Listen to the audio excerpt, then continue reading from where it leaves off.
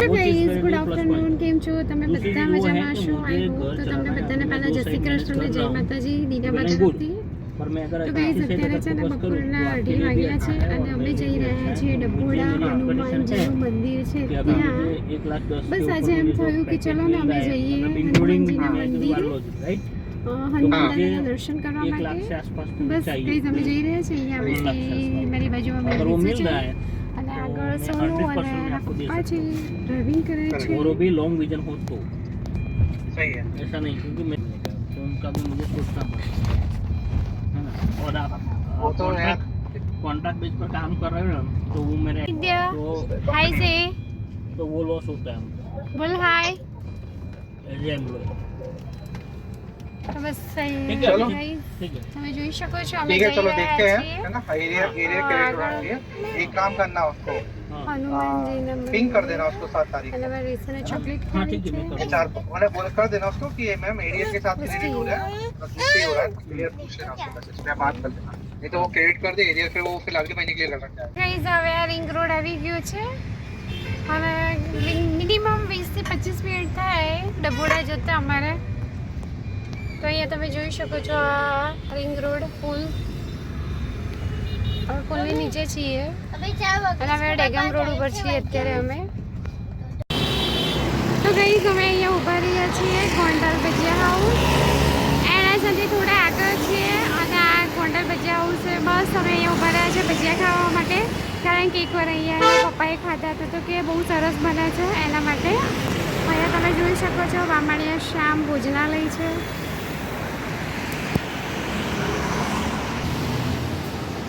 તો ગાઈઝ તમે જોઈ શકો છો. તો ગાઈઝ આ છે ભજીયા, હવે અમે ટેસ્ટ કરશું. રીશુ તારા ગાડી નથી ચલાવવાની, તું મમ્મી પાસે આવી જા. તો રીશુ રીશુ આવી જાવ. જો આવે છે પણ બેટી આવે છે, આવી જાવ. मैं कल तो भाई भाई आएंगे। રીશુ मैं कल भाई भाई आवे। રીશુ जारी छो मम्मा जोड़ जाना। રીશુ મમ્મી પાસે આવી જા. તો આવી જા. તો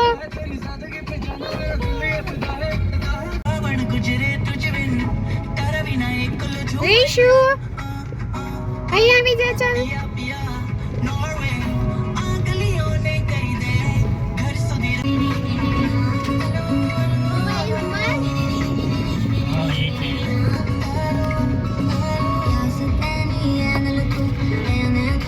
ચાલો તેડી લો, હું આવું જ છું. અરે 2 મિનિટ બસ, હું તેડી લઉં છું.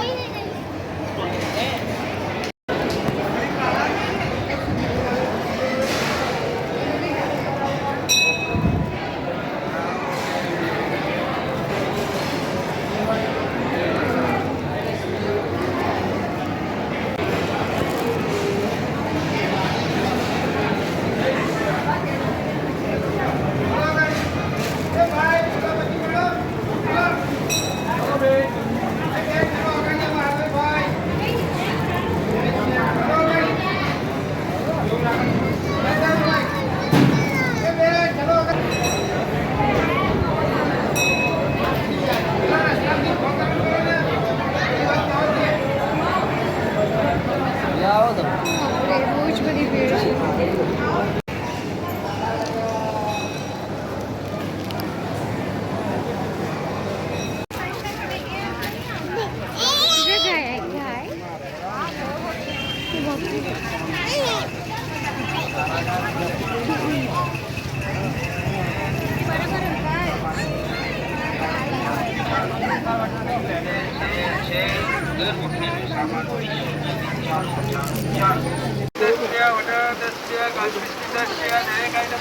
તો ગાઈઝ અહીંયા વરસાદ ચાલુ થઈ ગયો.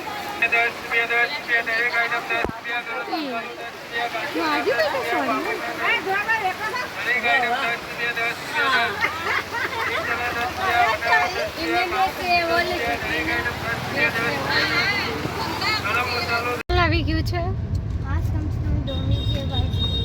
અંધારું અંધારું. ધીમે ધીમે બહાર નીકળે. Dad, Papa, done.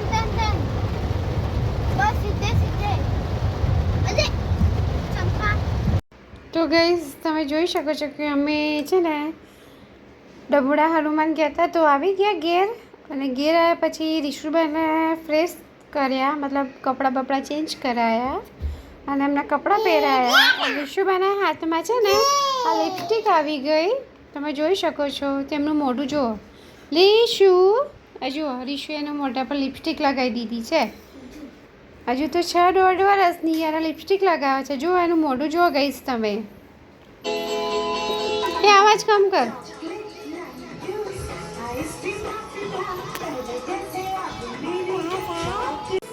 તો ગઈ જાજો રીશુ આ બાજુ જોજે.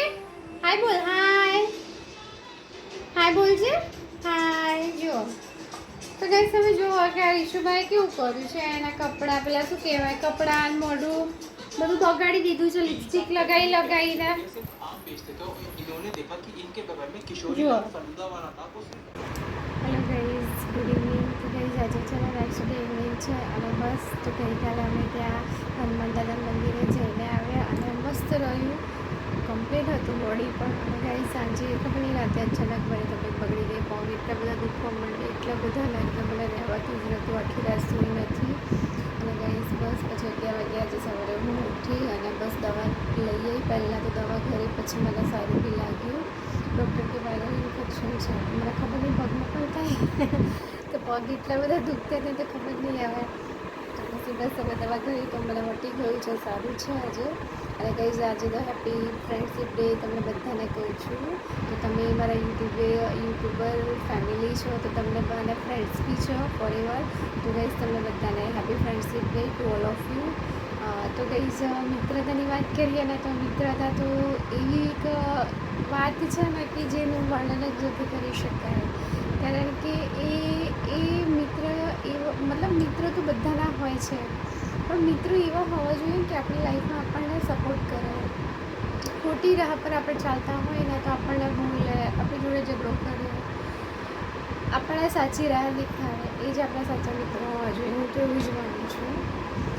તો એ જ મારી લાઈફમાં પણ મારા સારા એવા 2-4 મિત્રો હતા, અત્યારે બી છે જ. પણ શું અત્યારે હવે બિફોર મેરેજ અને આફ્ટર મેરેજમાં બધું ડિસ્ટન્સ હોય છે. બિફોર મેરેજમાં શું બધું ક્લોઝ હતું, હવે આફ્ટર મેરેજ પછી તો શું કોન્ટેક્ટ ઓછા થઈ ગયા, મતલબ ડિસ્ટન્સ બહુ થઈ ગયું છે. હવે શું ફેમિલીમાં ટાઈમ આપે એટલે આપણા ફ્રેન્ડ્સ જોડે કંઈ થતું નહીં, વાતચીત ઓછી થઈ ગઈ છે. પણ બસ જે લોકોએ મને સાથ આપ્યો છે મારા ખરાબ સમયમાં, હું એમને એ લોકોને મારા ફ્રેન્ડની જિંદગીમાં હું ક્યારેય નહીં ભૂલું. અને હું પ્રાર્થના કરીશ ભગવાન એમને સદાય સુખી રાખે અને એમની હરેક ઈચ્છાઓ પૂરી કરે અને એમને ક્યારેય કોઈ તકલીફો ના આપે. બસ તો ગાઈઝ આજે તો તબિયત સારી થઈ ગઈ છે અત્યારે તો ગાઈઝ હવે છે ને બસ તમને બધાને કહું છું કે આ વિડીયો પસંદ આવે તો વિડીયોને લાઈક કરજો, શેર કરજો અને મારી ચેનલને સબસ્ક્રાઈબ કરજો. અને જે લોકો નવા હોય ને એ લોકો પણ આ ચેનલને સબસ્ક્રાઈબ જરૂરથી કરજો અને બેલ આઇકોન પ્રેસ કરજો. અને હા ગાઈઝ અમે એક વાત કહેવાની ભૂલી ગઈ. તો ગાઈઝ અમે જતા હતા ને અહીંયાથી નંદાદા મંદિરે ડપોડા, ત્યારે છે ને વચ્ચે એણાસણ આવ્યું હતું. ડેગમ રોડ ઉપર એણાસણ છે. એણાસણમાં જ એક દુકાન છે ગોંડલ ભજીયા હાઉસની, તો ત્યાં અમે ભજીયા ખાતા હતા. મેં તો ફર્સ્ટ વાર ટેસ્ટ કર્યો અને પપ્પા પહેલી વાર ટેસ્ટ ત્યાં કરેલું એકવાર. દુકાન તો તમે જોશો તો તમને નોર્મલ લાગશે, પણ ત્યાંની ચટણી તો એટલી બેસ્ટ હતી અને ત્યાંના ભજીયા પણ બહુ સરસ હતા. તો ગાઈઝ તમે આવતા જતાં તમે ત્યાં એકવાર જરૂરથી ટેસ્ટ કરજો. તો guys thank you for watching.